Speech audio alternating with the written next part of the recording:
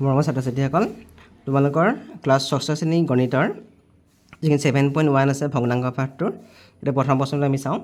ইয়াৰ প্ৰশ্নখিনি আমি আলোচনা কৰিম। চিত্ৰত দেখুওৱাৰ দৰে কেকটোক 8টা ভাগত ভাগ কৰা হ'ল। প্ৰত্যেকটো ভাগেই কেকটোৰ সমানাংশ সূচাবনে? কিয় হয় বা কিয় নহয় ব্যাখ্যা কৰা। দুটা কেক দিছে, কেকটো 8টা ভাগ কৰিছে।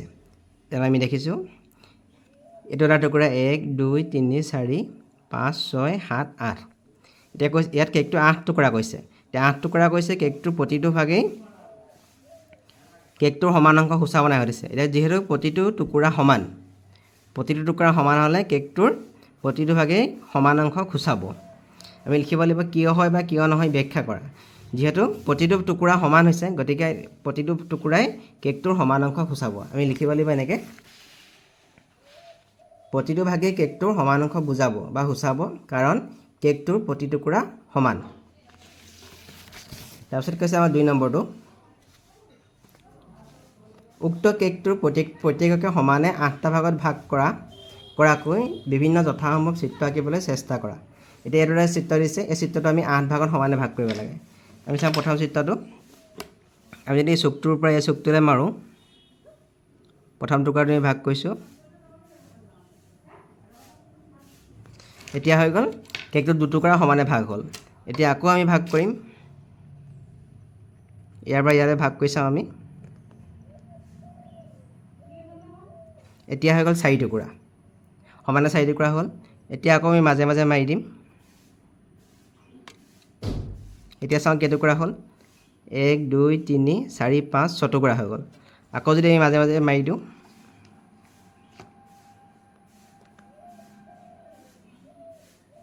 এতিয়া কেকটো সমানে 8 টুকুৰা হৈ গ'ল। ইয়াৰ প্ৰতিটো টুকুৰা সমান, 1 2 3 4 5 6 7 8। এতিয়া আমি পিছৰ ছবিকেইটা চাওঁ। পিছৰ ছবিকেইটা, এতিয়া 2 নম্বৰ ছবিটো ইয়াত আমি মাজে মাজে ভাগ কৰি লওঁ। এতিয়া দুটুকুৰা হৈ গ'ল সমানে সমানে। তাৰপিছত চাওঁ আমি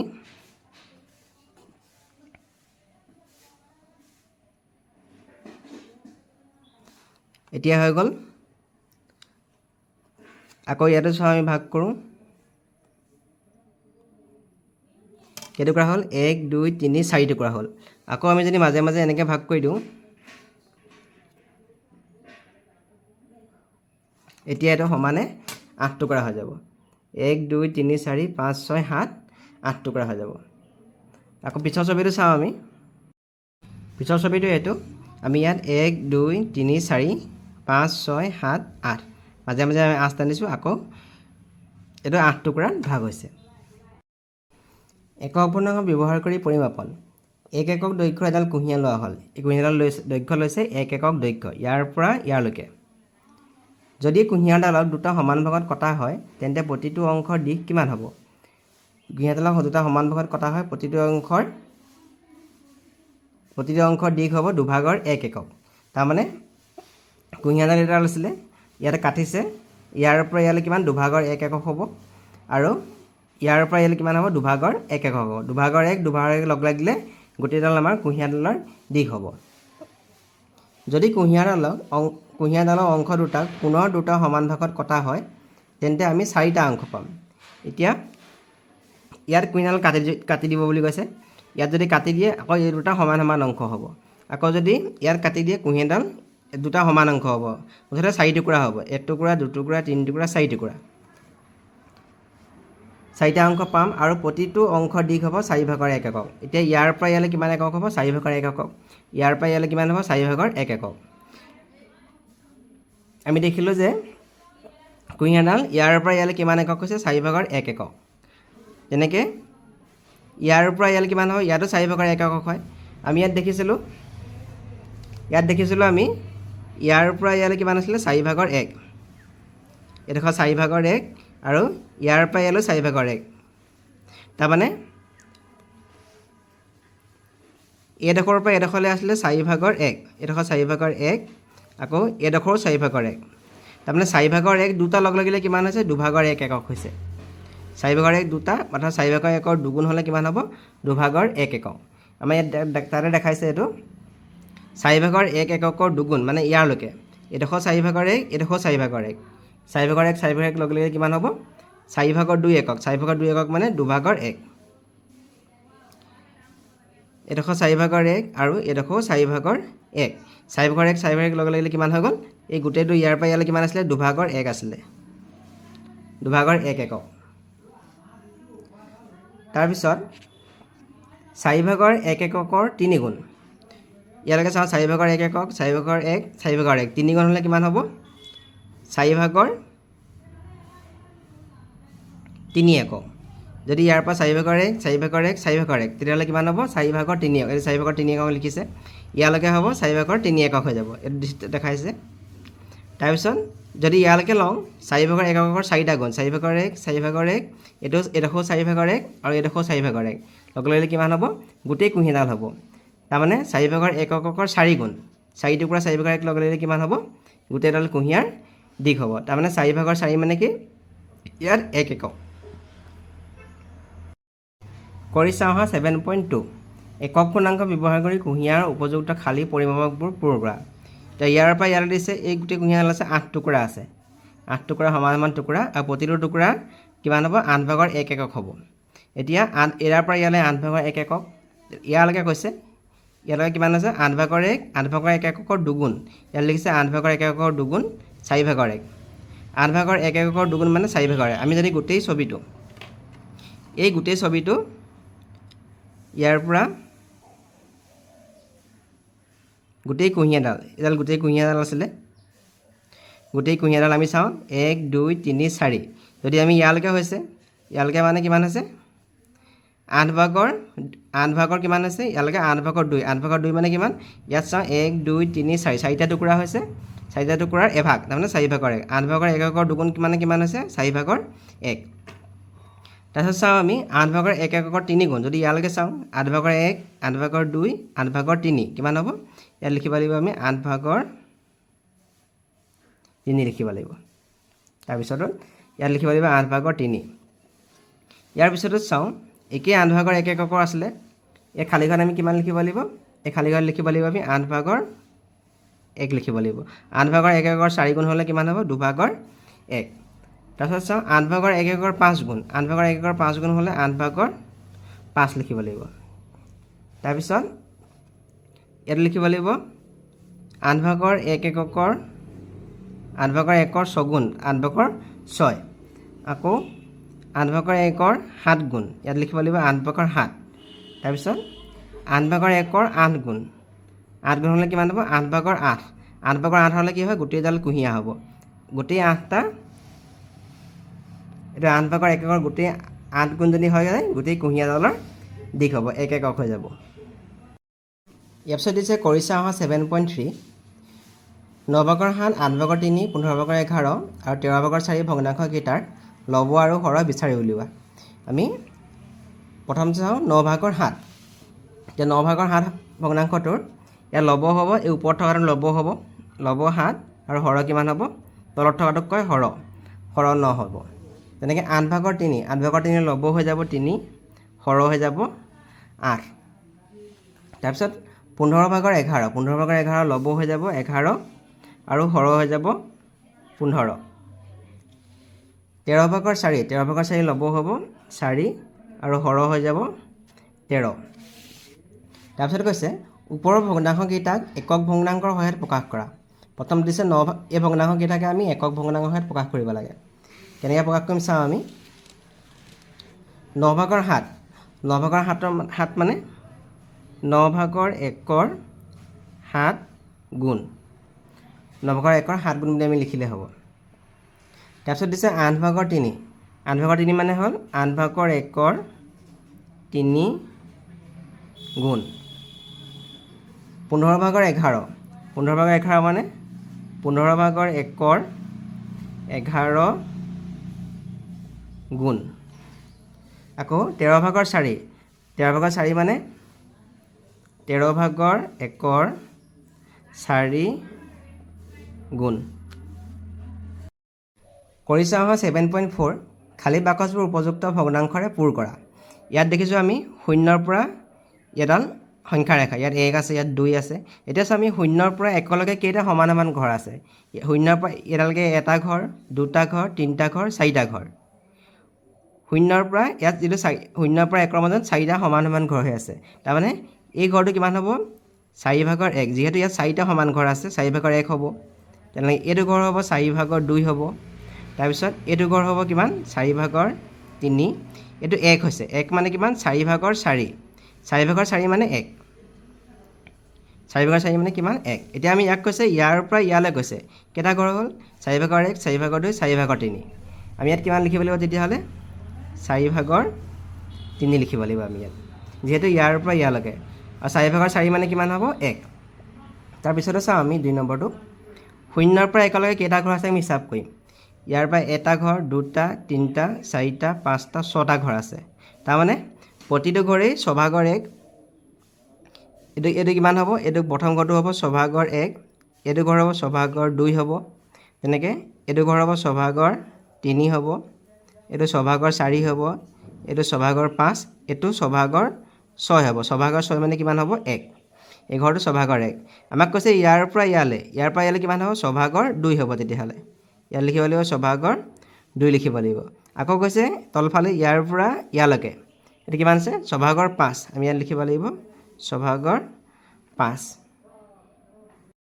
3 নম্বৰটো দিছে আমাক শূন্যৰ পৰা 1লৈকে কেইটা ঘৰ দিছে চাওঁ আমি শূন্যৰ পৰা 1লৈকে কেইটা ঘৰ সমান সমান ভাগ আছে 1 2 3 4 5 6 7 7টা ভাগত ভাগ কৰিছে তাৰমানে এই প্ৰতিটো ভাগে কিমান হ'ব 7/1 হ'ব এইটো 7/1 হ'ব এইটো 7/2 হ'ব এইটো 7/3 হ'ব এইটো কিমান হ'ব 7/4 এইটো হ'ব 7/5 এইটো 7/6 1 মানে কিমান হ'ব 7/7 হ'ব 1 মানে হৈ গ'ল 7/7 এইটো ঘৰ কিমান হ'ব 7/8 এইটো 7/9 হ'ব এইটো 7/10 7/11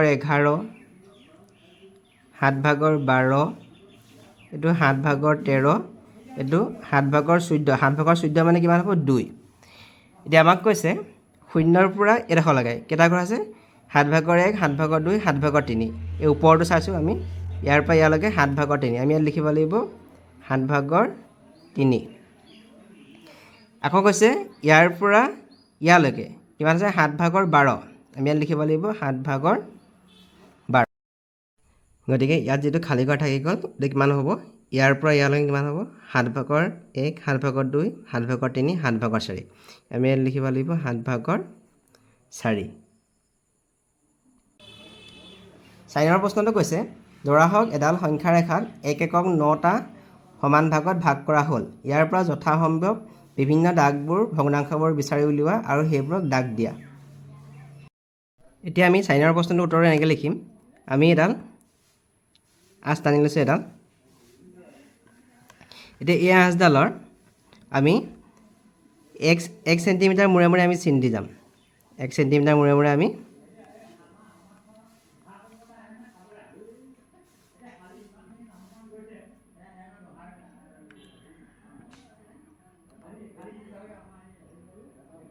এতিয়া আমি 1 চেণ্টিমিটাৰ মূৰে মূৰে চিন দি লৈছোঁ এতিয়া এই আঁচডালত আমি এডোখৰ আমি শূন্য দিম এইটো শূন্য যদি আমি ইয়াতে শূন্য দিওঁ বা এইডাল নিদিওঁ ইয়াৰ পৰা শূন্য দিওঁ আমি শূন্যৰ পৰা 1ৰ মাজত 9টা ঘৰ থাকিব লাগিব এই চাওঁ 1 2 3 4 5 6 7 8 9 নহ'লে আমি কিমান দিম 1 আমি এইকেইটা আৰু নিদিওঁ আৰু তাৰমানে শূন্যৰ পৰা 1ৰ মাজত আমি কেইটা ঘৰ দিলোঁ 9টা চাওঁ 1 2 3 4 5 6 7 8 9 এতিয়া এই ঘৰটো কিমান হ'ব 9/1 এইটো কিমান হ'ব 9/1 এইটো হ'ব 9/2 এইটো হ'ব 9/3 এইটো হ'ব 9/4 এইটো হ'ব 9/5 এইটো হ'ব 9/6 9/7 9/8 এইটো 1 মানে কিমান 9/9 এইটো 9/9 মানে কিমান হৈ গ'ল 1 ইয়াৰ পিছৰ ঘৰটো হ'ব কিমান 9/10 হ'ব তেনেকৈ এইটো 9/11 হ'ব 9/12 হ'ব 9/13 হ'ব 9/14 হ'ব যেতিয়া 9/18 হ'ব এনেকৈ 9/18 যেতিয়া হৈ যাব 9/18 হ'বগৈ তেতিয়া আমি 2 লিখিম ইয়াৰ পিছত আমি শিকিব লাগিব প্ৰকৃত আৰু অপ্ৰকৃত ভগ্নাংশ এতিয়ালৈকে আমি বিভিন্ন ধৰণৰ ভগ্নাংশ পালোঁ। কিছুমান ভগ্নাংশ লবটো হৰতকৈ সৰু আছিল আৰু কিছুমানত ডাঙৰ। আহা আমি এতিয়া তলত দিয়া ভগ্নাংশবোৰ দুটা গোটত তালিকাভুক্ত কৰোঁ। ইয়াত কিছুমান ভগ্নাংশ দিয়া আছে 8/3, 3/5, 9/7, 5/11, 5/9, 7/2, 5/8, 16/19 আৰু 17/21। ইয়াত এখন তালিকা দিয়া আছে লবটো হৰতকৈ সৰু আৰু হৰটো লবতকৈ ডাঙৰ। আমি ইয়াত ভৰাব লাগে। এতিয়া প্ৰথম ভগ্নাংশটো চাওঁ 8/5, 8/3, 8/3 ভগ্নাংশটোত ইয়াত লব কিমান আছে? লব 3 আৰু হৰ হৈ গ'ল 8। এতিয়া এই ভগ্নাংশটোত লবটো হৰতকৈ সৰু হৈছে। ইয়াত লবটো হৰতকৈ সৰু যিহেতু লবটো 3 আৰু হৰটো 8, গতিকে প্ৰথম ভগ্নাংশটো আমি ইয়াত ভৰাম। এইটো 8/3। পিছতো চাওঁ ইয়াত হৰ 3 হৈছে আৰু লব 5 হৈছে। ইয়াত হৰটো লবতকৈ সৰু হৈছে। এইটো হৰ হ'ল 3 আৰু লব হৈ গ'ল 5, গতিকে এই হৰটো লবতকৈ সৰু হৈছে। গতিকে আমি এইটো ইয়াত ভৰাম 3/5। 9/7 ইয়াত লবটো হৰতকৈ সৰু হৈছে। ইয়াত লব 7 আছে, গতিকে আমি এইটো ইয়াত ভৰাম 9/7। 5/11 ইয়াত হৰটো লবতকৈ সৰু হৈছে। এই হৰটো 5 আৰু লবটো 11, গতিকে আমি এইটো ইয়াত ভৰাম 5/9 ইয়াতো হৰটো লবতকৈ সৰু হৈছে। আমি এইটো ইয়াত ভৰাম। তাৰপিছত 7/2 ইয়াত লবটো হৰতকৈ সৰু হৈছে। লব হ'ল 2 আৰু হৰ হ'ল 7, গতিকে 7/2টো আমি ইয়াত ভৰাম। 5/8 ইয়াতো হৰটো লবতকৈ সৰু হৈছে, গতিকে আমি এইটো ইয়াত ভৰাম। 16/19 ইয়াতো হৰটো লবতকৈ সৰু হৈছে, গতিকে আমি ইয়াত ভৰাম 16/19। 17/21 ইয়াতো হৰটো লবতকৈ সৰু হৈছে, গতিকে আমি এইটো ইয়াত ভৰাম। এতিয়া আমি দেখিলোঁ ওপৰৰ তালিকাত থকা কিবা চানেকি দেখা পাইছানে? প্ৰথম স্তম্ভত থকা প্ৰত্যেকটো ভগ্নাংশ লবটো হৰতকৈ সৰু। ইয়াত প্ৰতিটো লবটো হৰতকৈ সৰু। ইয়াত লব 3, 3টো 8তকৈ সৰু। ইয়াত লব 7, 7টো 9তকৈ সৰু। 2টো 7তকৈ সৰু। এনেকুৱা ভগ্নাংশক প্ৰকৃত ভগ্নাংশ বোলে। যিবোৰ ভগ্নাংশৰ লবটো হৰতকৈ সৰু সেইবোৰক কয় প্ৰকৃত ভগ্নাংশ। দ্বিতীয় স্তম্ভত থকা প্ৰতিটো ভগ্নাংশত হৰটো লবতকৈ সৰু। ইয়াত আমি চাওঁ ইয়াত থকা যিকেইটা হৰ আছে, ইয়াত 3 আছে, 3টো 5তকৈ সৰু, 5টো 11তকৈ সৰু, এই 5টো 9তকৈ সৰু, 5টো 8তকৈ সৰু, 16টো 19তকৈ সৰু, 17টো 21তকৈ সৰু। এই ভগ্নাংশবোৰক কোৱা হয় অপ্ৰকৃত ভগ্নাংশ। উদাহৰণ দি দিছে ইয়াত 6/1, 7/5, 9/4 আদি হৈছে প্ৰকৃত ভগ্নাংশ, যিহেতু ইয়াত লবটো হৰতকৈ সৰু হৈছে। আকৌ 3/7, 2/3 আৰু 5/9 আদি হৈছে অপ্ৰকৃত ভগ্নাংশ। এইবোৰ হৈছে অপ্ৰকৃত ভগ্নাংশ, যিবোৰ ভগ্নাংশ হৰটো লবতকৈ সৰু হয়। কৰি চাওঁ অহা 7.5 কেইটামান প্ৰকৃত আৰু অপ্ৰকৃত ভগ্নাংশ লিখা। আমি 1 নম্বৰ সমাধান প্ৰকৃত ভগ্নাংশ লিখিব পাৰোঁ আমি 10/2, 5/3, 6/2, 15/11, 50/40। ইয়াত চবতে কি হৈছে? লবটো হৰতকৈ সৰু হৈছে। আৰু লিখিব পাৰোঁ যেনিবা আমি আৰু দুটা লিখি দিছোঁ 11/3, 12/4 লিখিব পাৰোঁ আমি। এতিয়া আমাক কৈছে অপ্ৰকৃত ভগ্নাংশ। এতিয়া অপ্ৰকৃত ভগ্নাংশ লিখিম য'ত হৰটো লবতকৈ সৰু হয়। অপ্ৰকৃত ভগ্নাংশ আমি প্ৰথমটো আমি যেনিবা লিখিছোঁ অপ্ৰকৃত ভগ্নাংশ 3/9, 4/6 ইয়াত হৰটো লবতকৈ সৰু হৈছে। 10/15, 40/45, 100/105, 19/20 ইয়াত চবতে কি আছে? হৰটো লবতকৈ সৰু হৈছে। আৰু যেনিবা লিখি দিওঁ 25/34। তোমালোকে অন্যও লিখিব পাৰা য'ত ভগ্নাংশটো সদায় হৰটো লবতকৈ সৰু হ'ব সেইটো হ'ল অপ্ৰকৃত ভগ্নাংশ। য'ত লবটো হৰতকৈ সৰু হয় সেইটো হৈছে প্ৰকৃত ভগ্নাংশ।